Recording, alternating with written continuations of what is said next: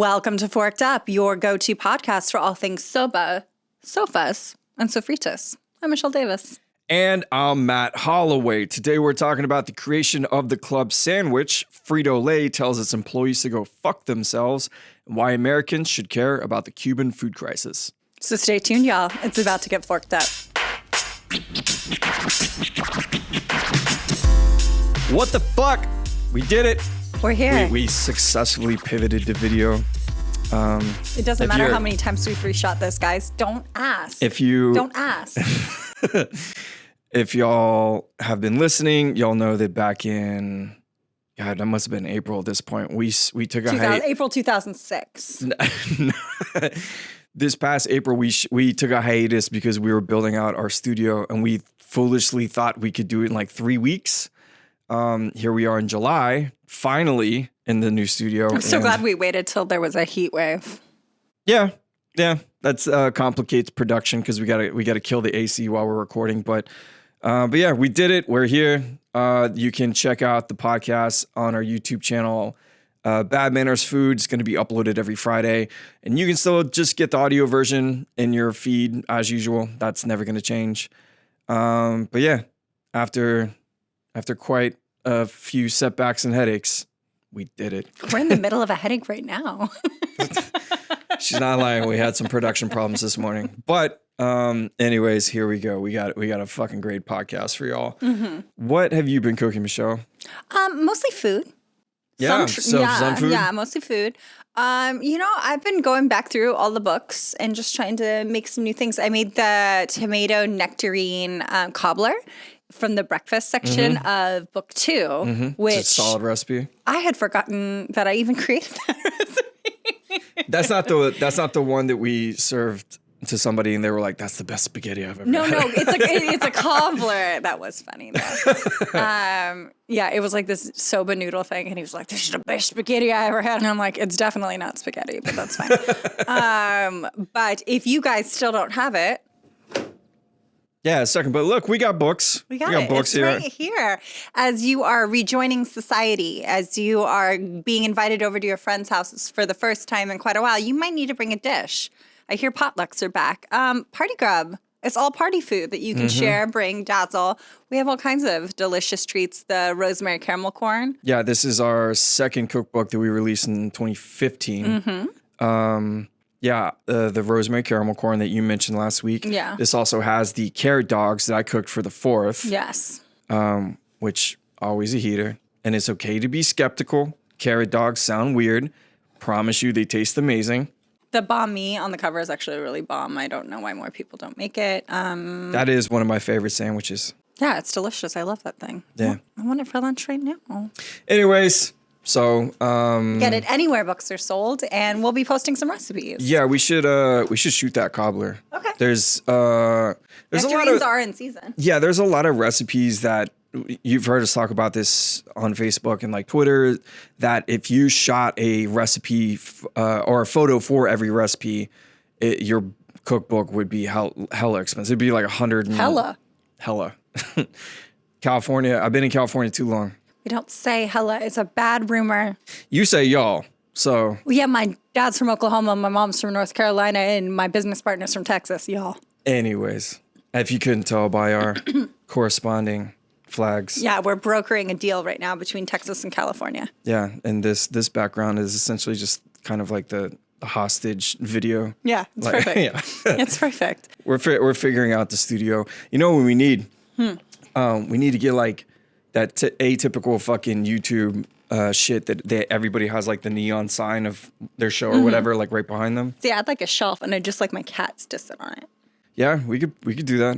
Have like a cat tunnel in the background. They'd just be licking their buttholes the whole time. I know my cats. We could set up another camera that's just the pets.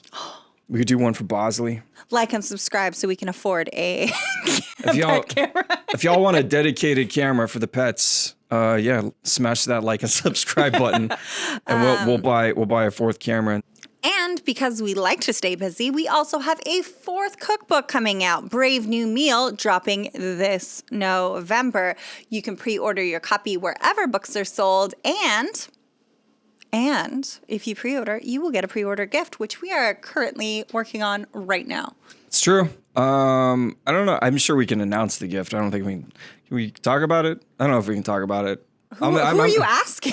There's nobody else in here. I'm gonna get an email from somebody, the publisher, being like, that's not part of rollout. Like, I don't know. We'll just say we're working on something. It's taking us several weeks to make it. Yep. We're making it special for you. And no matter what retailer you pre-order through, you'll be able to get the gift on our website when we roll it out. And you're going to like it. Wherever you pre-order the book, whenever you pre-order, it just has to be pre-order and you're going to get a gift. I think mid to late August is when it's like officially announced. Yeah. So yeah. I don't We'll be really pushing it in September.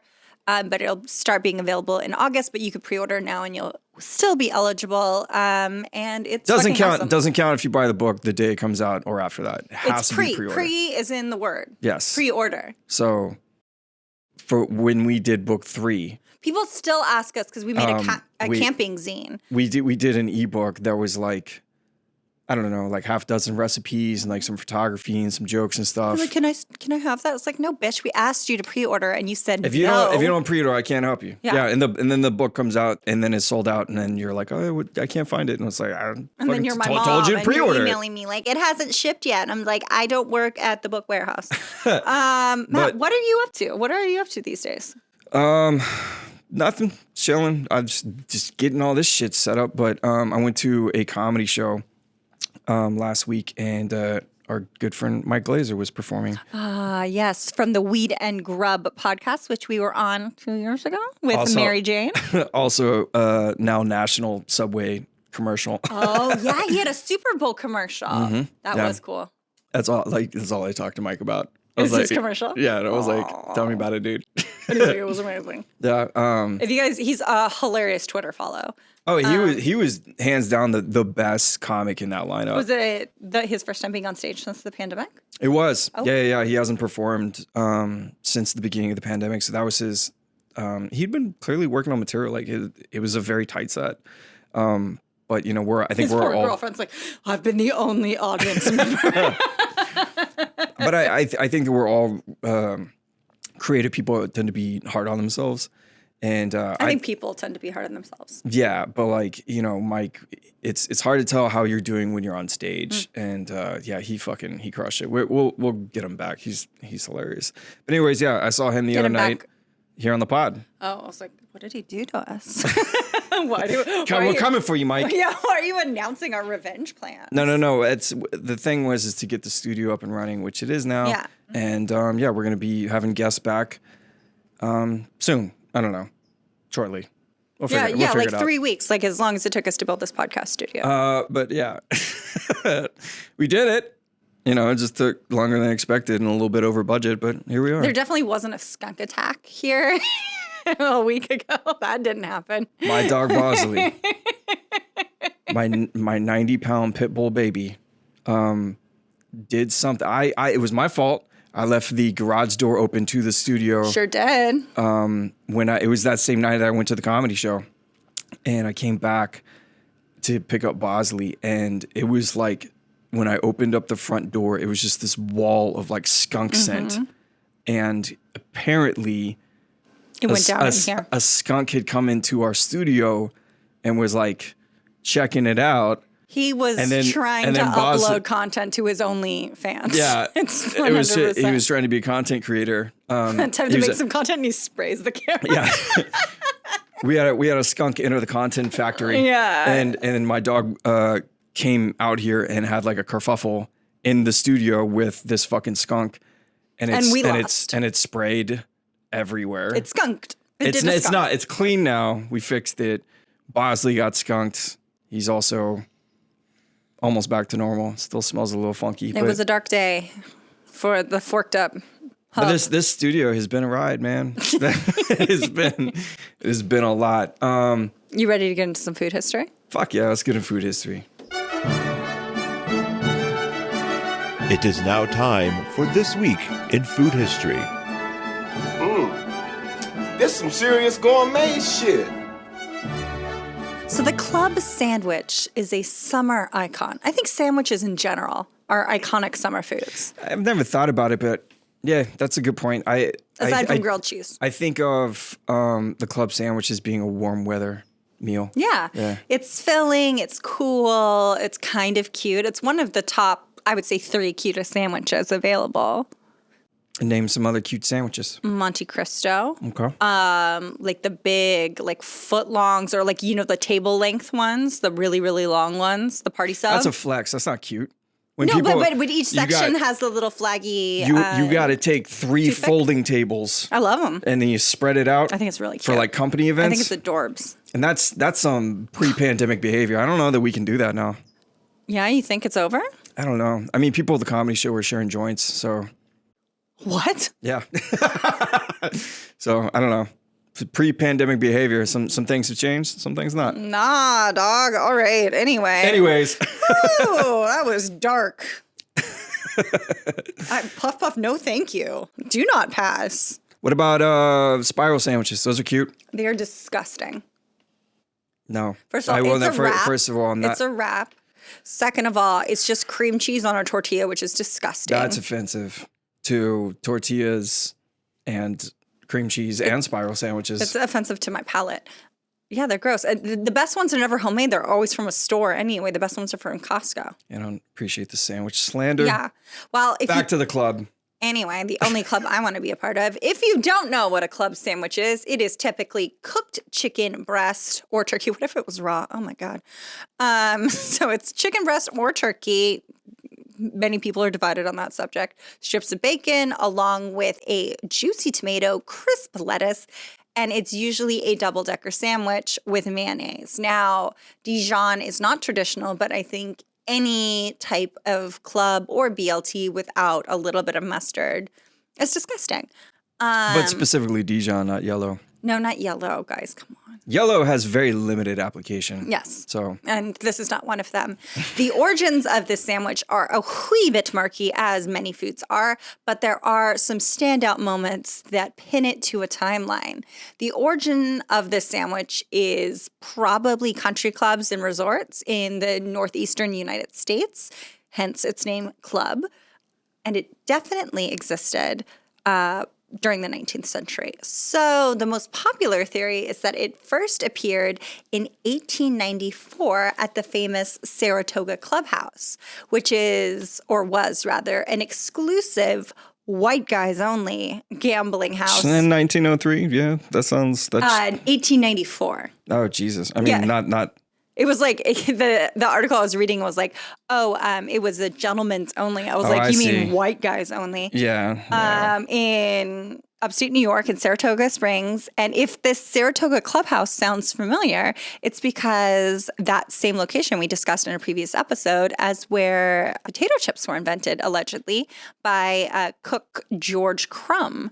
And that was about 30 years earlier. So I bet if you ordered a club sandwich in 1894, you definitely got it with a set of taters. Man, George Crumb, that dude. Yeah, him and his trendsetter. sister. If you guys don't know, you should go look them up. They are responsible for a lot of innovative foods, particularly the potato chip. The oldest recipe for a club sandwich was published in Good Housekeeping Everyday Cookbook by Isabel Gordon Curtis in 1903. I, as Matt knows, hate writing recipes for sandwiches because you sound like a fucking asshole. It's a freestyle. Grab the ingredients, freestyle. Yeah, and then That's build it. a sandwich. When I have to describe how to build a sandwich, it feels stupid. Mm-hmm. I hate doing it. So Isabel did it, and it makes me laugh because it's very wordy, it's very long, and I'm going to read it to you right now. So the recipe for the first known recipe for the club sandwich is as follows. Toast a slice of bread evenly and lightly butter it. On 1/2, put first a thin layer of bacon, which has been broiled till dry and tender. I mean, I don't know why you'd ever say you want it dry. Next, a slice of the white meat of either turkey or chicken. Over 1/2 of this, place a circle cut from a ripe tomato. What else would you cut? A stick of tomato? Moving on. And over the other half, a tender leaf of lettuce. Cover these with a generous layer of mayonnaise. So you're spreading the mayonnaise on top of vegetables, not on the bread. Mm-hmm. Oh, that doesn't even make sense technically. Yeah. Cover these with a generous layer of mayonnaise and complete this delicious, quote, whole meal sandwich with a remaining piece of toast. I mean, back then it might have been a whole meal. We eat differently now, 100 years later. Yeah, we eat all the food now. Yeah. So in 1904, the World's Fair in St. Louis really helped popularize the club sandwich because World's Fairs were kind of like the Epcot Center where they have all these restaurants. But like 4 or 5 of them all served club sandwiches. And so it made it kind of go viral in the day. And as we know from many of our food history episodes, everything worth eating debuted at a World's Fair. World's Fair. Ice cream cones. Doggy style, like we've covered. Yeah, cunnilingus was introduced in the 1869 World's Fair. Everything comes out. I mean, we don't know this for sure. We're just assuming that it is everything that is. My great-grandmother's diary made it very clear. But occasionally people will tweet or, do some kind of post in the attempt to go viral about sandwiches. And the club always gets dragged into this. And they say club sandwich stands for chicken and lettuce under bacon. Club. That is not true. That is not true. Well, yes, you can make that work working backwards. I think the internet, people very much want everything to be an acronym. Mm-hmm. And especially or to have some secret knowledge of an everyday thing that's going to blow people's minds and get you to immediately retweet. Yeah. It's people kind of like hearing a name and then working backwards to be like, I'm giving you some previously unknown knowledge. Mm-hmm. And then fucking it does numbers. It's like 20,000 retweets. No one does any research. Mm-hmm. People are like, oh, I didn't know that. Fucking smash that button. Yeah. It's like, oh my God. DJ Scat Cat got canceled because he sexually harassed Paula Abdul. And people's like, oh, what? That's crazy. Anyway. Chicken, lettuce, under bacon. Yeah, no. It's club. Stupid. No. It's just a coincidence. It's not where the name comes from. It's absolutely just fake internet shit. But if you want to make your own club sandwich at home, get our second book, get the recipe for our BLT, and add another meaty type of thing on there. That's basically a club. That is a club. Yeah. The only difference between a club sandwich and a BLT is an extra layer and one extra meat. Okay. Every other, okay. Great. No, it's true. Would you prefer a club or a BLT? Or is it a mood? They're the kind of, what we're splitting hairs here in sandwich terms. Mm-hmm. Like they're kind of the same sandwich. I would say I'd rather eat a club, not at the club, in the privacy of my own home because they're a little. Yeah. You got to unhinge your jaw. Yeah, you got to go full snake. It's not cute. And then I will inevitably get mustard on my face. Well, I think that is enough about rich people sandwiches. Let's do some ideas. You got any narcotics or marijuana in here? Not anymore. Never not funny. So this is the segment of our podcast where Michelle and I explore our best and dumbest ideas. Let's get into one I probably should have read last week. I don't know who started this, but I'm sick of it. Hot dogs and buns being sold in different numbers. I know who it was. Yeah? Mm-hmm. Okay. Big Duck. Big Duck? Yeah. Who gets leftover buns or heels of bread? You take the extra bread down to the pond. Yeah. Yeah. Shouldn't be feeding birds any bread, right? Isn't that bad for them? It's like bad for their stomachs or something? Yeah, but I mean, they're eating garbage and they're breathing in our car fumes, so what the fuck are we suddenly giving a shit?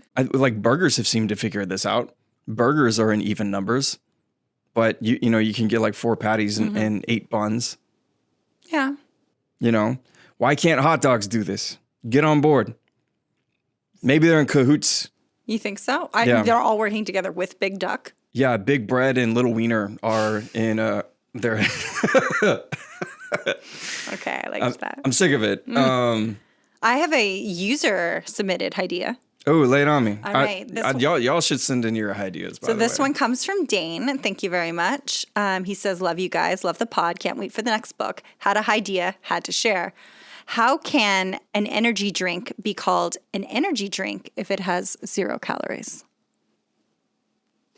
It's a thinker. Calories are energy. Yes. If you have a zero calorie Red Bull, Yeah. how is that an energy drink? I don't know. That's an excellent question. It's disgusting is what it is. Thank you, Dane. That's a Not thinker. not to like rag on Red Bull. I mean, fuck Red Bull. Never mind. I don't know. Yeah, fuck Red Bull. This podcast is brought to you by Red Bull. Yeah. Hey, Red Bull, if y'all want to be a sponsor, then, We'll take your blood money. Yeah, we'll cut that out. And then, I'll put a Red Bull right here on the desk. What else you got? Smoothies are just salads in the extended drink universe. So in food, we have multiverses of things. There is a drink universe, and smoothies are the salad of that universe. So the liquid you pour in the blender is the dressing? Like the almond milk or whatever you use. Yeah, I guess so. Yeah. What's the crouton? Oh, is it the granola? Sure. It's all the fixings of what would be like a fruit bowl or a salad. Because Okay. there's green smoothies that are essentially salads. Okay. You know? All right. It's Also, a pre-chewed. yeah. Soups are technically drinks. I don't know. Soups aren't food. They're drinks. I like soups. Not stews though. We draw the line at stews. Stews, you could probably try like with a boba straw. Ooh, one time I made a big thing of ramen and I drank it with a boba straw, like sucking the noodles up. Really? It was amazing. An innovator. That's what I am, guys. I'm a leader in my field. I do. 3-time New York Times bestseller cookbook author. Listen, you don't get this body without loving food. Here's one. This isn't quite food related, but one of the Dakotas should change their name to just Dakota and force the other one's hand to either merge or maintain its inferiority. Ooh, do you have a favorite Dakota? I don't. I'll be honest. I don't know much about the Dakotas. My favorite Dakota, this is not going to be a surprise to anybody. It's South Dakota. Yeah? Yeah. Badlands. Lay some South Dakota facts on me. Badlands. That's all you need to know. North Dakota, fucking garbage. Bismarck, eat a dick. And we will be touring North Dakota this fall when our book comes out in November. I'm not going to either Dakota in November. I don't know that. No, fuck that. Why, is it cold? Yes, it gets cold as shit in North Dakota. Okay, well. It touches Canada. Yeah, I guess it does. But anyways, one of the Dakotas, preferably South Dakota, just change your name to Dakota. Force North Dakota's hand. And, I think that this solves the problem with the U.S. flag. Oh. Is that we have 50 stars. And they don't want to change it. Washington, the graphic designers Washington, are too busy. yeah, Washington. I don't know, dude. We should update our flag. Washington D.C. wants to become a state, as they should, and so we go one Dakota. And there's been talk of Puerto Rico. So we obviously need more stars on the flag, or we need to merge some of these North and South states. Okay, yeah, we can go Dakota. We can go Carolina. Yeah, there you go. And then we don't have to change the flag. Problem solved. I don't know if that's a idea as much as just problem solving. Here to help. I do have one more. Okay. Do slugs and snails hang out, or is there beef in that community? Because one of them's got like a little house on their back. Do you think the snails look down on slugs? I don't know. That's what I'm saying. Yeah. I got questions. I bet. Snails I did research. I think snails think they're better than the slugs. There's no science on this. That if they hang out or not, or maybe they just they keep each other separate and they're just like, no, that's slug territory. We don't go over there. I wonder, do they? I don't know. Do they mix with other crowds? Like, can they all hang with grasshoppers, or do like science? Get at me. I got questions. Now we're into our food news. Last week, 600 employees went on strike at a Frito Lay plant in Topeka, Kansas. And that's 80% of their full-time workforce. So this is no small strike. They have about 30 of these plants in North America. This is one of their largest ones. And you would think that Frito Lay would be like, oh, shit, 80% of This our is workforce. this is a big strike at one of our Right. biggest plants. They don't give a shit. Wait till you guys hear about this. So the Bakery, Confectionery, Tobacco Workers, and Grain Millers Union, who represents the workers at the plant, says that they are striking for better pay, better working conditions, and less mandatory overtime. Sounds pretty reasonable. Wait. What the fuck is mandatory overtime? Wait till you hear. Okay, so Mark McCarter, who works at the plant, told the Topeka Capital Journal that Frito Lay often has employees working 12 hours per day, 7 days a week, with less than 8 hours of break time in between shifts. So you're working all the time. That feels illegal. Yes, it does. Well, I mean, who knows? I don't know what's going on in Kansas in terms of their labor laws, but it's super fucked up. In an opinion piece published by the same paper, Cherry Renfro, who worked at the factory as well, has a long list of complaints, including one that stopped me in my fucking tracks. Quote, "When a coworker collapsed and died, you had us move the body and put another worker in place to keep the line going." Jesus.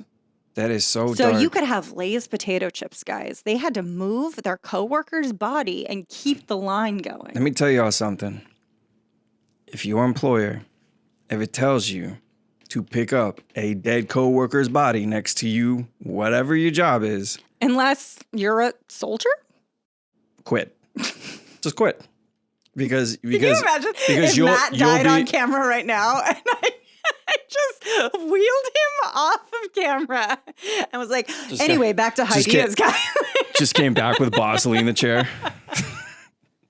Or just put sunglasses on. You did full weekend at Bernie's. That that was a complaint with Amazon too. Is that there were people like literally dying in the warehouse, and they were telling the employees like to keep working, to either keep working, move the body, or just like ignore like there's not a fucking corpse on the ground. Like, that's so fully believe bleak. my time at the grocery store. If somebody had died while working, they would have had us keep working. There's no question in my mind.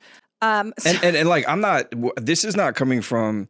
Like I worked construction, I tarred roofs in Houston. Like I've had dangerous jobs. Well, and shitty jobs. And shitty low paying jobs. Like I'm not coming from any place of superiority, but like honestly, if your employer tells you to move a coworker's dead body, quit your fucking job. Or go on strike. So according to workers, some jobs in the factory have seen wages increase by just 20 cents in the last decade. That means for people who are working, 40 hours a week over the course of a year. Yeah, what is that like? They're making a little over $400 extra a year than they were 10 years ago. And that's before taxes. That's yes. Yeah.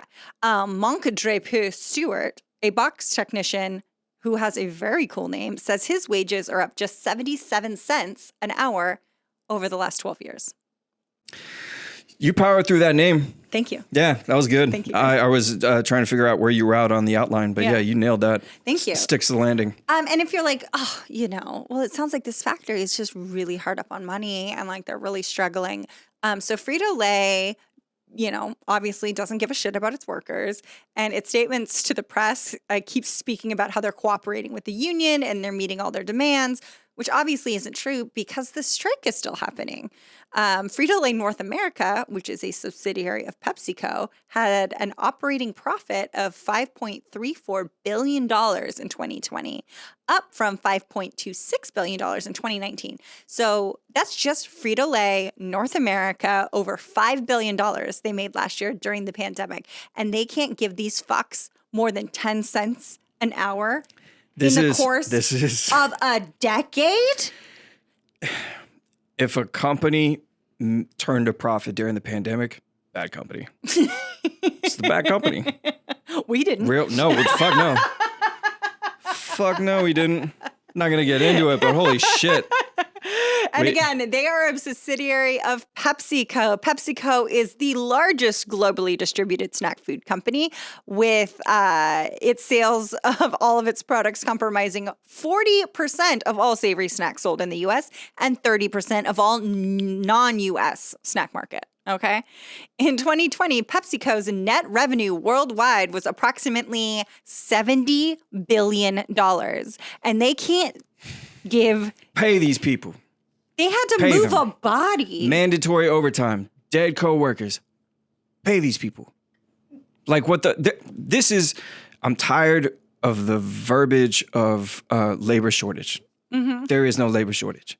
There are so many people who are more than willing to work. Excuse them for wanting to work for livable wages, reasonable hours, and health insurance. And these employers don't provide any of that shit. And you're not losing money. You're just cutting into the profits that you had projected yourself making, but you're still walking home with a buttload of money, $70 billion a year. But that's not 1 year. That's not over the course of PepsiCo's history. That's in one fucking year. And they've been operating at a profit for quite some time. Yeah.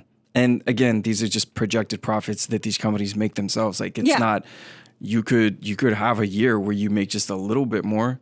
Or a year where you just like kind of plateau. Like, and what's that's wrong okay. with making the same amount every year? Your employees have been doing it for over a decade. Why don't you try PepsiCo? Why don't you cut off your profits at what they were 10 years ago and give all that surplus money to your employees?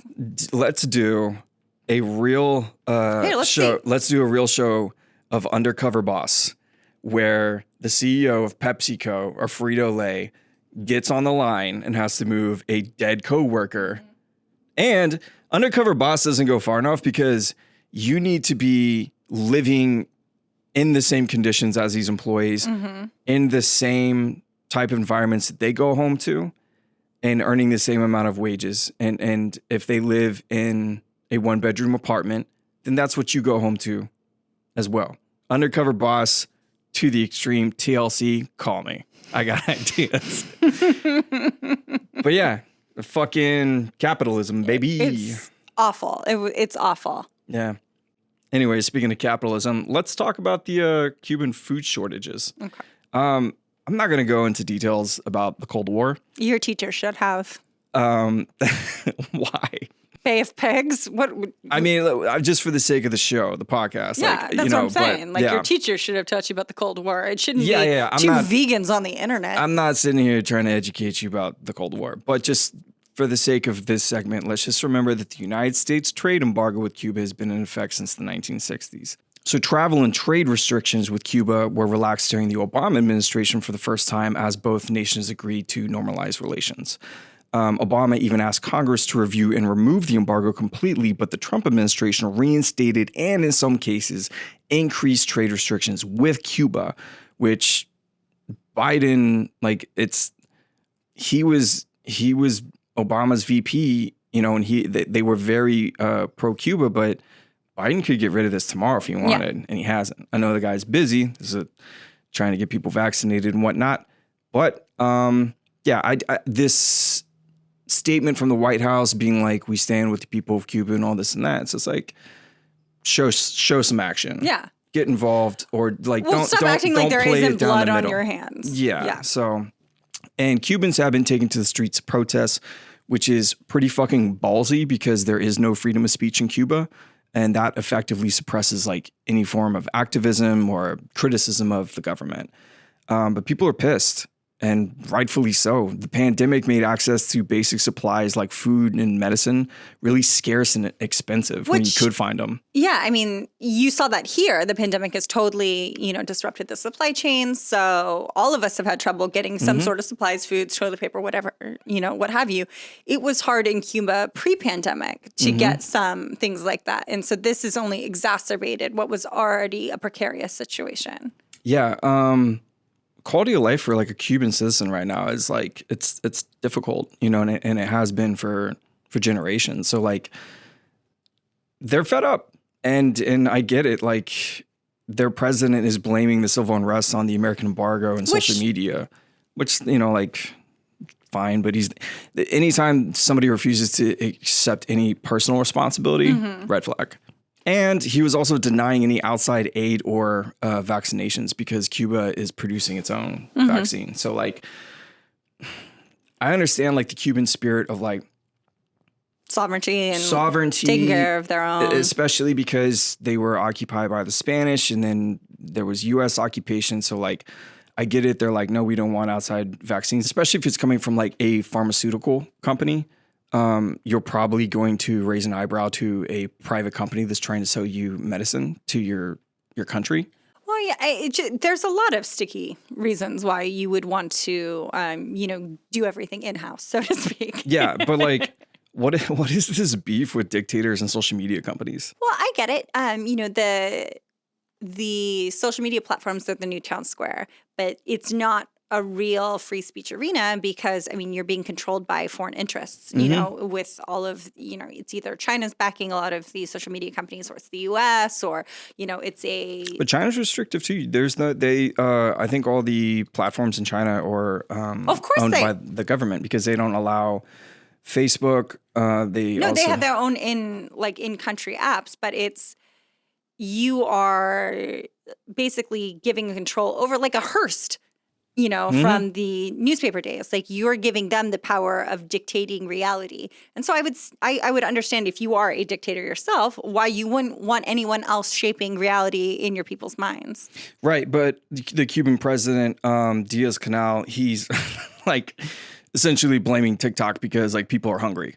Like, so like they want to make the feta pasta, but they can't. And now they're mad. Yeah, they want to try the mustard watermelon, and they can't do it, and it's not my fault. It's like it's. I mean, the food crisis isn't funny. It's an oversimplification, but like he's as president, he's not accepting any personal responsibility, which is, and like. I mean, other dictators that have beef with social media companies, like Trump is suing Facebook and Twitter because he's not allowed to shitpost. So hold on, how are we getting footage of any of the protests? Well, yeah. So all the footage of the protests that we're seeing is a few days old because the Cuban government has shut down the internet to prevent any of this footage like getting shared with other Cubans, allowing them to organize and getting it, to the outside world. I mean, yeah, they did that with the Arab Spring. That's a pretty, universal technique for shutting down any kind of civil unrest. Yeah, there's no... It was impossible to post when I lived downtown when the Black Lives Matter protests started. They shut it down? I don't know if they shut it down or if they would ever admit to that or it was everybody trying to post at the same time, but internet got hard to use. Yeah. I was in Cuba a few years ago, and they kind of control that. It was one afternoon, my dad and I, we realized that our cell phones had service away from where we were staying. We were staying in someone's house, and they had Wi-Fi, and that's how most people use the internet.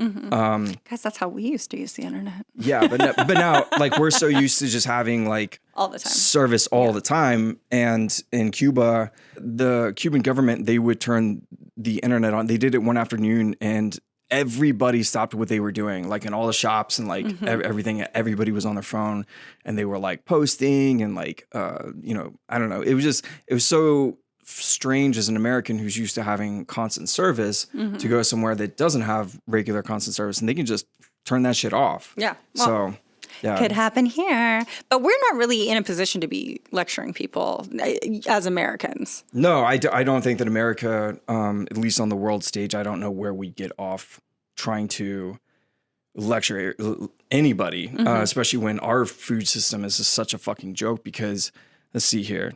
Yeah, I pulled some stats. This is from the FDA, by the way. Roughly 40% of the food supply here in the U.S. is food waste. Like we throw away 40%.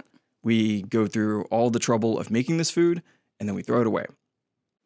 Yeah, we have 17 million children. 17 million U.S. children going hungry every day. So I don't know where Americans get off trying to tell other countries how they should govern themselves. But at the same time, if our government should not be tweeting out like, so sorry about the situation in Cuba. That's what I'm saying. That's this middle of the road fucking statement. It's not action. It's not helping anybody. Either say that you care and do something about it, or just say that you don't fucking care and then don't do anything about it. But don't act like you also bear no responsibility for the current situation. Yeah, but it's if y'all have ever had like a divorced friend try to give you like marriage tips. This is... Or a childless friend give you parenting advice. Yeah, or an unemployed uncle giving you career advice. Delicious. This is America going around to countries like Cuba being like, you know what y'all should do? And I'm sure they're like, shut the fuck up. Didn't y'all have something like this in your own country 6 months ago? Wasn't your capital fucking raided? Shut the fuck up. Like, I get it. Oh Lord. Well, that's the show for this week, guys. Yeah. Yeah. Shout out to Sean Merrick, who's been producing our show since day one, but is handing the reins over to Caitlin Cleveland, an equally skilled producer and editor. Sean and Caitlin are both so talented, and we're lucky to have had both of them on the team. And we only work with the best. Example A, Boz, the dog. Yeah. I don't know where he is right now. He's outside. He's outside causing trouble. And to have such an amazing audience. That's y'all. Shout out to y'all. Thanks for tuning in every week. And don't forget that you can watch our smug mugs on YouTube. I don't know if my mug's smug. My mug is anxious. Yeah. Yeah, the first time on video. Little anxious this morning. I don't like it. But she's doing it for y'all. Thank you. She's I'm showering regularly for the audience. But yeah, our YouTube channel is Bad Manners Food. We'll be uploading these podcasts every Friday. And like I said, the audio version still exists on all platforms, so you can get that wherever you get podcasts. If you're watching us on YouTube right now, go ahead and smash that like and subscribe button so that I never have to repeat those insane words ever again, please. You can also find us on Facebook, Twitter, and Instagram at Bad Manners Food, or email us your ideas, your questions, your comments, zero concerns, fu@badmanners.com, and all of our recipes are available at badmanners.com. Stay hungry, keep cooking, and we'll see y'all next week. Bye.